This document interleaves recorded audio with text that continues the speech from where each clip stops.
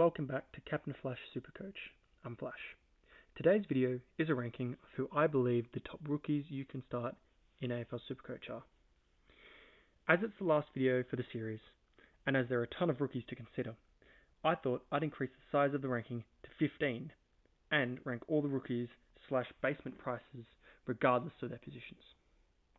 For the purposes of this video, I'm categorizing a basement pricer as anyone below 200k. However, I am still including Willem Dersmit for this video as well.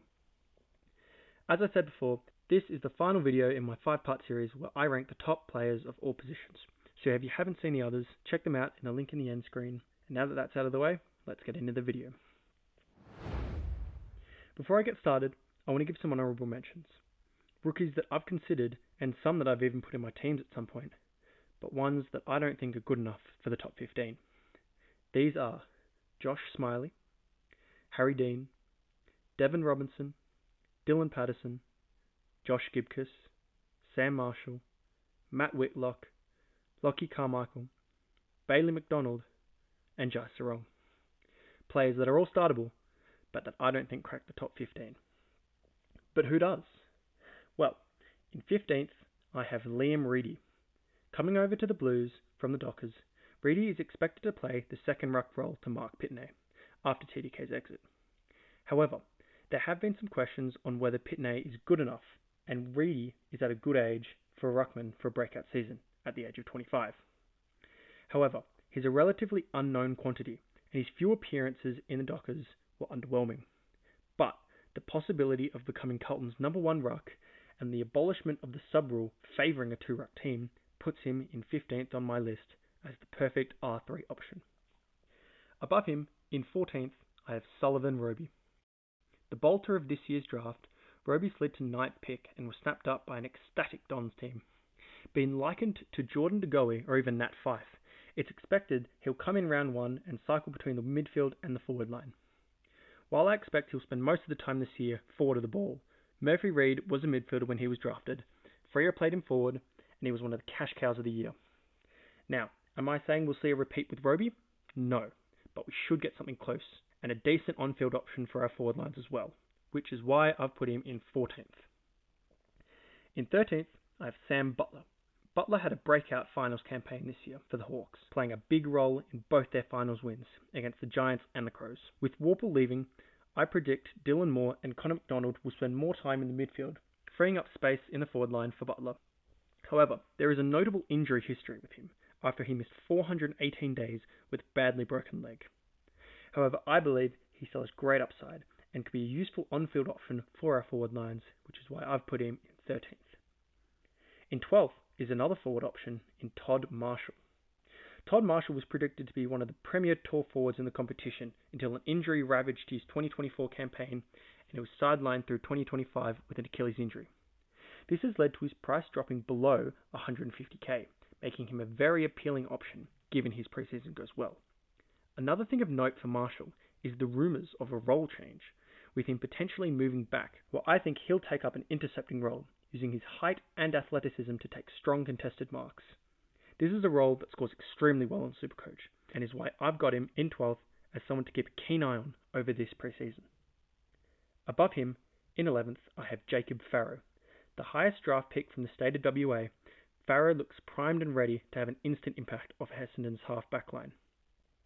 Having drawn comparisons with the likes of Jordan Dawson and Hayden Young, he has a damaging left foot and looks to fill the distributing role Andy McGrath would leave if he does move to the midfield.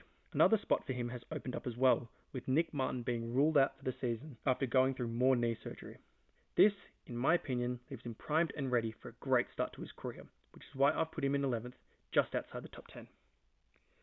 But who did make the top 10? In 10th, I've got Zeke Yuland.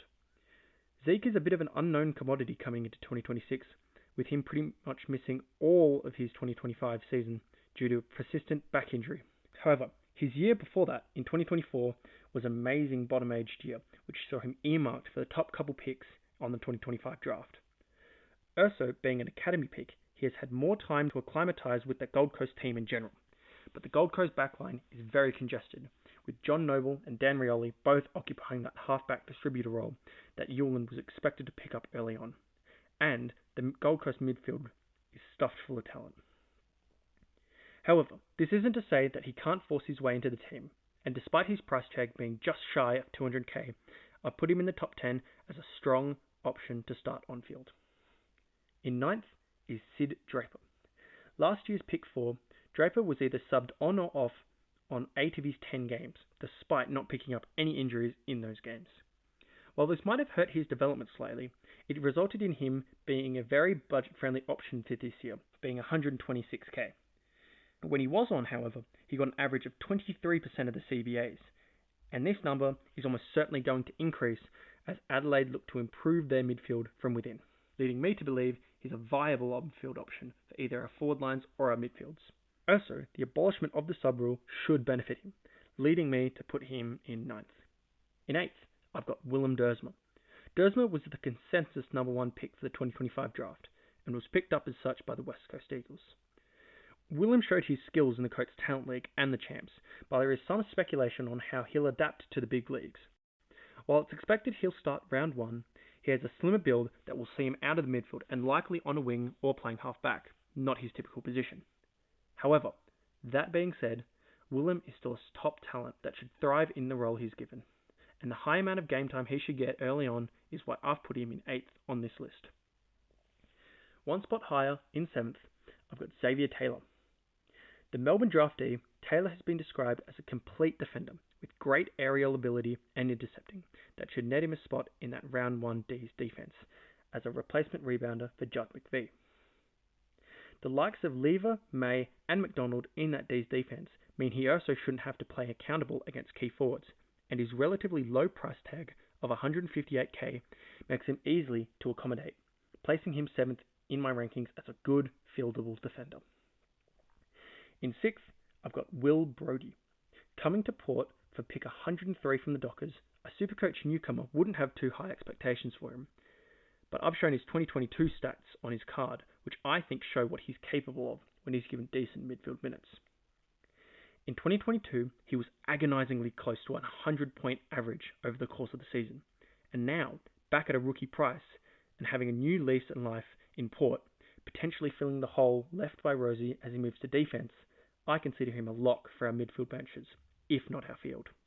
However, there is still questions about whether he can get back to that level, which has stopped him troubling the top 5 on this list and leaving him in 6th. However, someone I have put in the top 5, in 5th, is Samuel Grill. Sam Grill has been described as a speedy midfield defender, capable of breaking lines and racking up inside 50s. He is a difference to the type of big-bodied midfielders that the Tigers have drafted last year in Lawler and Smiley, which should help him get time in that midfield this year. Also, early preseason reports have him looking likely for a round 1 debut, which is great for SuperCoach. He's a player with a big ceiling in a rebuilding team that will need to give their rookies as much opportunity as they can, and this is why I've put him in 5th as a good fieldable midfield rookie. One spot above him, in 4th, is Mateus Philippou. Philippou was primed for a breakout season last year before he missed the first half of the season with a stress fracture, and even after he came back, his scoring was down on the previous year, as it was clear his lack of a preseason was hurting his performance. However, this year he's around 150k cheaper, and so far his preseason has gone through without a hitch. At his best, he can be a damaging centre bounce midfielder, as he showed towards the end of the 2024 season, averaging 94.5 in the last 4 matches he played that year. He's also only entering his 4th season, meaning he still has massive improvement ahead of him. While that secured midfield might be a bit crowded now with the inclusion of Sam Flanders, Pooh should still get good CBAs as they shift to a younger core of midfielders, and I could see him averaging in the high 80s to low 90s. But the injury history prevents me from placing him any higher than 4th. In 3rd, I've got Josh Lindsay, a slider in the 2025 draft. Lindsay dropped all the way to 19th, being picked up by the Eagles. A natural half-back distributor with a gun left foot, Lindsay is predicted to immediately slot into that West Coast backline and assume a decent percentage of the kick-ins. This primes him for some elite level of scoring, as Tom McCarthy averaged 93.3 in just his first 10 games in the same role. While McCarthy is older and more developed, Lindsay has a better kick and a higher ceiling, and while I don't think he'll average in the 90s over the course of the season in 2026, he should fly out of the gate, scoring well in the first 10 or so rounds, generating hopefully upwards of 300k, which is why I put him third on my list as a very safe defensive option. In second, I've got Jagger Smith, someone we were all anxious to see in our teams last year. Smith ruptured his ACL in the preseason and therefore missed all of 2025. This has led to his price dropping significantly to the generic rookie price of 119k, something not indicative of his pure scoring potential. An accumulator in his under 18 days, Smith is expected to get a decent amount of midfield minutes in his first season for the Blues, and a year of strength and conditioning in the background might actually help him and leave him more prepared for a year in the guts. However, there are a lot of mouths to feed in that Carlton midfield, so I can't put him in first, but his sheer accumulating talent he showed in the junior leagues were enough for me to put him second. But the player I've put in first on this list won't have to compete in the crowded midfield. He doesn't have any injury worries and is also an accumulating midfielder at a relatively cheap price. That player is Dyson Sharp. The most ready-made midfielder in this 2025 draft class, Dyson Sharp is the early rising star favourite. A solid, strong, big-bodied, tackling inside midfielder, Sharp immediately fills a hole in that Essendon outfit and is fully expected to play round one in the centre square. Similar to a Harvey Langford from last year, who was one of the cash cows of the year, Sharp has a big body for his age and is the perfect first possession midfielder. Also, being picked at pick 13 means he's also decently cheap, only costing 149k. He's been the first pick in my midfield when I'm building my teams, and he is, in my opinion, far and away the best rookie you can start in SuperCoach for 2026. So that's it.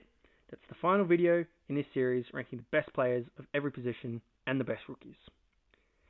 If there are any you haven't seen in this series, the playlist is in the end screen if you want to check them out. I'm also working on my early January team, which should release a day or two after this goes out, so keep your eyes out for it. As always, feel free to like and subscribe if you enjoyed the content, and comment your thoughts down below, and I'll see you in the next one. Happy coaching.